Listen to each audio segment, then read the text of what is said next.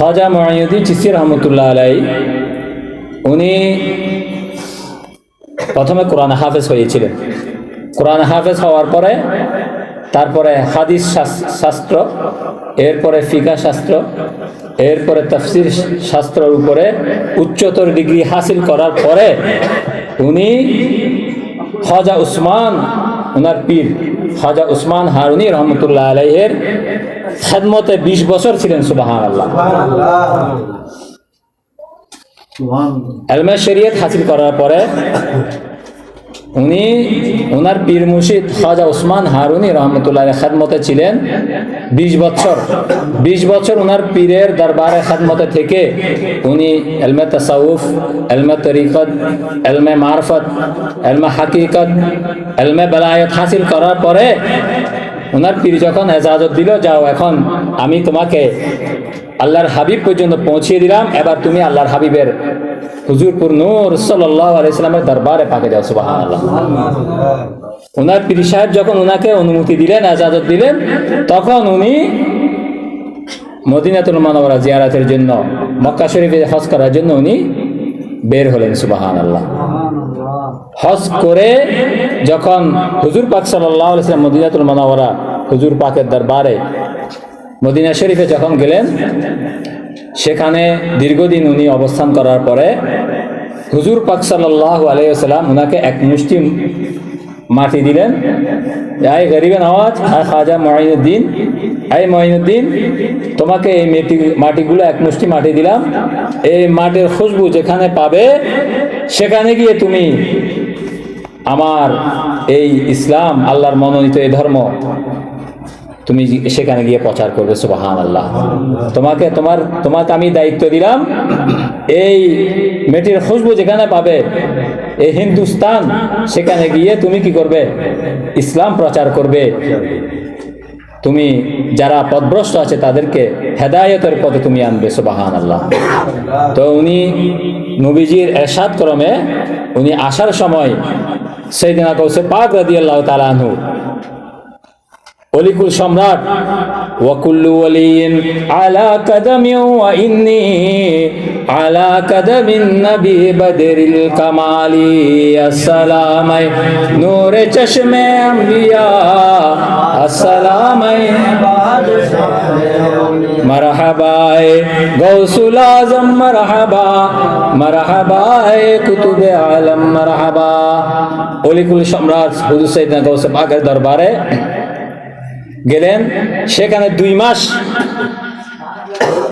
সেখানে সময় দিয়ে হুজুর সাইয়েদনা গাউসে পাকের কাছে 2 মাস সময় দিয়েছেন। ওনার খেদমতে 2 মাস ছিলেন খাজা মুঈনুদ্দিন চিশতি রহমতুল্লাহ আলাইহি।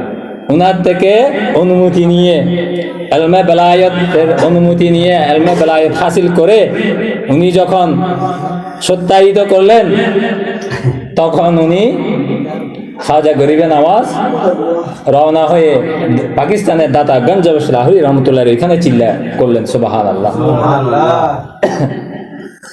ওইখান থেকে আপনার লাহোর থেকে দাতা গঞ্জ লাহোরী রহমতুল্লাহ এর ওনার থেকে অনুমতি পাওয়ার পরে তারপরে উনি হিন্দুস্তানে এসে, আজমিরে এসে উনি ইসলাম প্রচার করলেন। সুবহানাল্লাহ। ওনার দায়িত্ব উনি আদায় করতে লাগলেন। এত সহজ না। আমরা তো বর্তমানে দেখা যায় যে একটু বক্তা যদি একটু ভাইরাল হইতে পারে, তার থেকে যেরকম এলম থাকুক না কেন, আদব আছে কিনা, আখলাক আছে কিনা, তার থেকে সে ইলমে শরিয়ার কতটুকু বুঝে, কোরআন হাদিসের জ্ঞান তার কাছে কতটুকু আছে, এটার বাদ বিচার আমরা করি না। অনেক দরবারে পাকে দেখি কোনো কিছু যাচাই বাছাই না করে শুধু যদি ভাইরাল ব্যক্তি হয় ওকে খেলাফত দিয়ে দেয়, ওরে পীরে তরিকত বানা দেয়। পীরে তরিকত এত সোজা না। খাজা মুঈনুদ্দিন চিশতি রহমতুল্লাহ আলাইহি কোরআন হাফেজ হওয়ার পরে, এরপরে তাফসীর, হাদিস, ফিকাহ শাস্ত্রের উপর উচ্চতর ডিগ্রি হাসিল করার পরে ওনার পীর মুর্শিদের দরবারে 20 বছর গোলামি করার পরে, এরপরে সুলতানুল আউলিয়া সাইয়েদনা গাউসে পাকের দরবারে 2 মাস 60 দিন গোলামি করার পরে, দাতাগঞ্জ লাহোরীর এখানে 40 দিন চিল্লা করার পরে, এরপরে উনি বেলায়েতের কাজ, তরিকতের কাজ করেছেন। সুবহানাল্লাহ। এই জন্য খাজা গরিবে নওয়াজ খাজা মুঈনুদ্দিন চিশতি রহমতুল্লাহ আলাইহির একটি অলৌকিক ঘটনা আপনাদের সামনে তুলে ধরি, সংক্ষিপ্ত আকারে, 2 মিনিট, বেশি সময় ক্ষেপণ করব না আমি। খাজা গরিবে নওয়াজের কাছে উনার এক ভক্ত, একজন ব্যক্তি খাজা গরিবে নওয়াজের কাছে ইসলাম ধর্ম গ্রহণ করেছেন, কলমা পড়েছেন। কলমা পড়ার পরে ওই ব্যক্তি বলল, আর খাজা গরিবে নওয়াজ, আপনি তো বান্দা নওয়াজ, গরিবে নওয়াজ, আপনি আমাকে কলমা পড়িয়েছেন, এখন দয়া করে আমাকে একটু আপনার মুরিদ বানাই দেন। সুবহানাল্লাহ। আমাকে বায়াত করান। তো খাজা গরিবে নওয়াজ খাজা মুঈনুদ্দিন চিশতি রহমতুল্লাহ আলাইহি দেখেন যে পীরে তরিকত বা অলিদের কাজ কি? অলির কাজ হচ্ছে আপনাকে রসুল পর্যন্ত পৌঁছায় দেওয়া। সুবহানাল্লাহ। আর আপনি যখন রসুল পর্যন্ত পৌঁছে যাবেন, তা আল্লাহ মান ইউতিউ রাসূলা ফাকাদ আতা আল্লাহ, তখন আপনি আল্লাহকে পেয়ে যাবেন। সুবহানাল্লাহ। তো খাজা গরিবে নওয়াজ চিশতি রহমতুল্লাহ আলাইহিকে ওই ভক্ত বলল যে দয়া করে আমাকে তো মুসলমান বানিয়েছেন, আপনার মুরিদ বানাই দেন, আমাকে বায়াত করেন। তখন খাজা গরিব নওয়াজ বলতেছেন, না, তোমার এখনো সময় হয় নাই, তোমার এখনো সময় হয় নাই। আমার মুরিদ হওয়ার জন্য তোমাকে যোগ্যতা হাসিল করতে হবে। আর এখন তো আমরা যদি দেখি ওই মানুষটা ধনী ব্যক্তি হয়, পয়সা দেশে একটু থাকে ভালো, তাহলে ওকে তাড়াতাড়ি সিবি ধরে মানুষ লাগাই দিয়ে ওকে আমরা মুরিদ করে ফেলে। কেন? আমার দরবারের কাজ হওয়ার জন্য, আমার পকেট ভরার জন্য। তো খাজা গরিবে নওয়াজ বলতেছেন, তোমাকে যোগ্যতা হাসিল করতে হবে আমার মুরিদ হওয়ার জন্য, তোমাকে অনেক সময় দিতে হবে। আমি দেখব তুমি আমার মুরিদ হওয়ার যোগ্যতা যখন হবে, তখন তোমাকে আমি ডেকে আমি তোমাকে আমার মুরিদ বানিয়ে ফেলবো। সুবহানাল্লাহ। তো এটা বলার পরে কিছুদিন পরে খাজা গরিবে নওয়াজ রহমতুল্লাহ আলাইহি দুনিয়া থেকে পর্দা করেছেন। ওই ব্যক্তিকে আর মুরিদ বানাতে পারে নাই, উনি ইন্তেকাল করেছেন। ওই খাজা গরিবে নওয়াজের ভক্ত উনি যখন ওনার কাছে খবর গেল যে খাজা মুঈনুদ্দিন চিশতি রহমতুল্লাহ আলাইহি ইন্তেকাল করেছেন, এটা খবর যাওয়ার পরে উনি কান্নাকাটি শুরু করে দিল।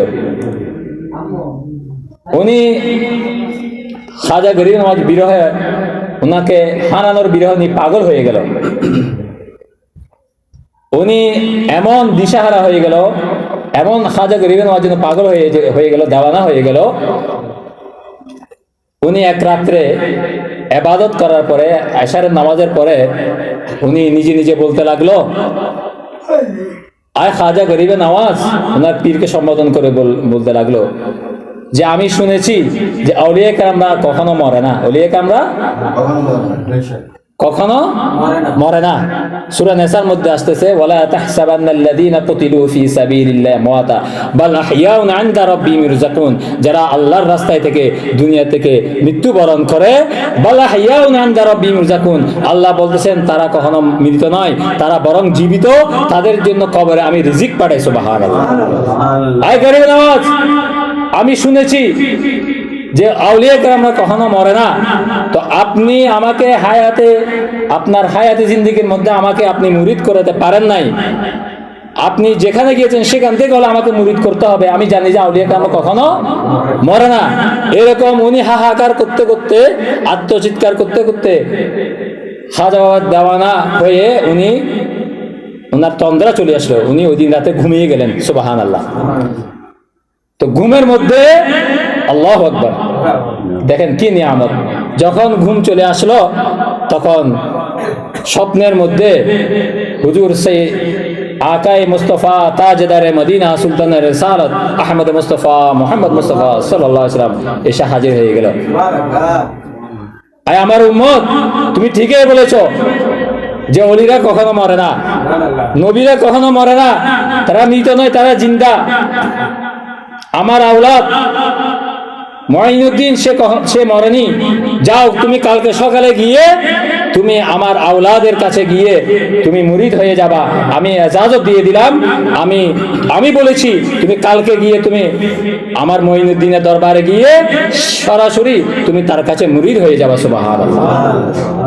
সকালে স্বপ্নে উনি ভোরে যখন আজান দিল, উনার ঘুম ভাঙলো।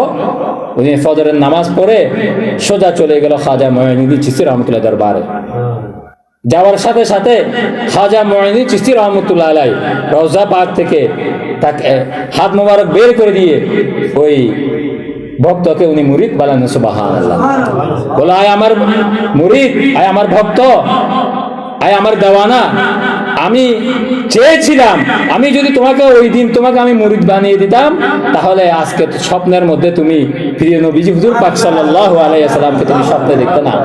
তোমাকে আমি মুরিদ করার আগেই তোমাকে আমি আল্লাহর হাবিবের কাছ পর্যন্ত আমি পৌঁছে দিয়েছি। সুবহানাল্লাহ।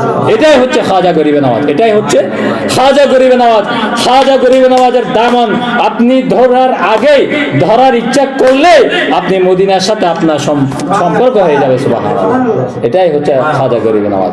এই জন্য বলতেছে খাজায়ে হিন্দ দেও দরবার রেহে আলা তেরা, খাজায়ে হিন্দ দেও দরবার রেহে আলা তেরা, কবি মহরূম नहीं मांगने वाला तेरा, कभी महरूम नहीं मांगने वाला तेरा, तुझको बगदाद से हासिल हुई शान रफी, तुझको बगदाद से हासिल हुई शान रफी, दंग रह जाते हैं सब दे के रुतबा तेरा, दंग रह जाते हैं सब देख के रुतबा तेरा, खाजाए हिंद देव दरबार रहे आला तेरा, कभी महरूम नहीं मांगने वाला